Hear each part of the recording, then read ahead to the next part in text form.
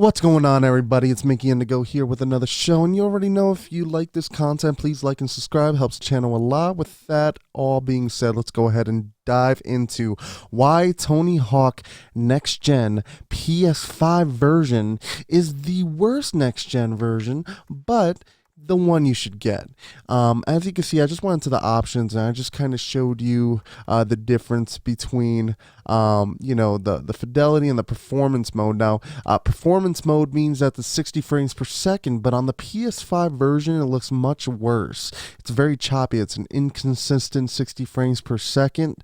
So yeah, sure, I guess it's a little smoother, but it's more, it's less stable.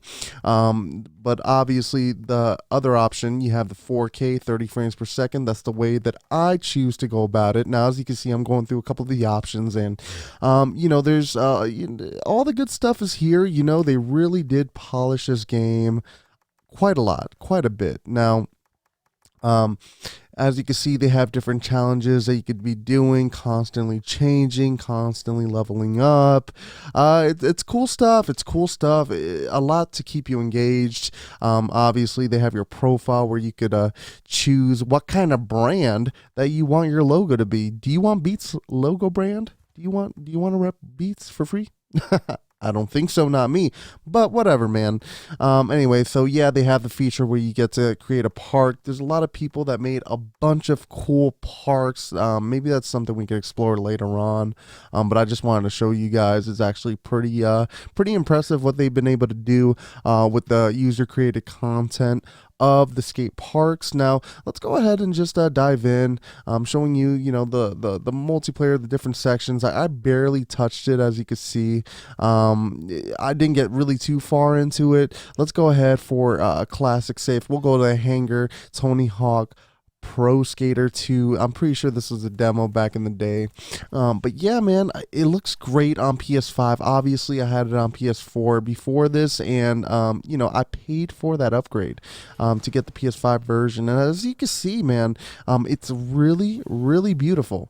The graphics are absolutely gorgeous, super smooth gameplay. The lighting has clearly been improved. I mean, look at that right there. You could see the black light changing on my character's clothes.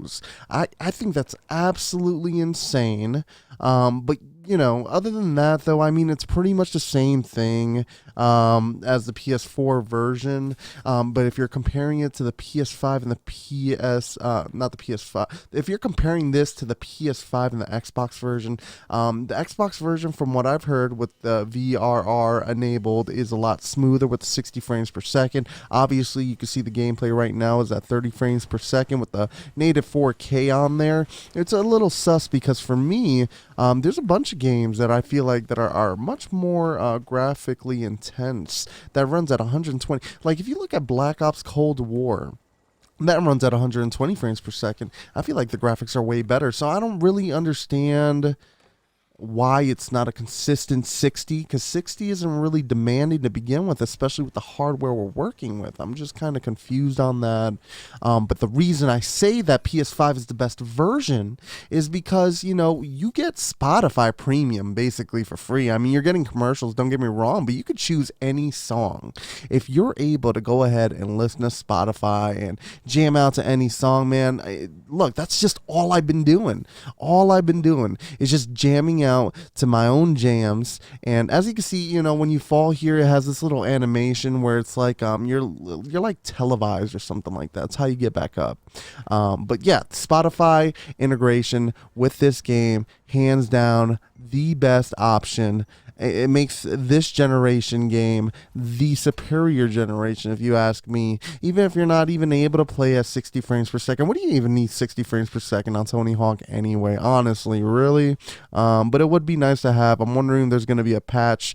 Hopefully, there is support for it. But yeah, that's just my thoughts on the Tony Hawk Pro Skater 1+2. Let me know what you guys think in the comments below. Is that something that you might be getting for nostalgia reasons, or maybe this is the first time you're playing the game? Is this something that's even on your radar at all? I'd like to hear your thoughts. Anyways, I'm Mickey Indigo, and that's a wrap.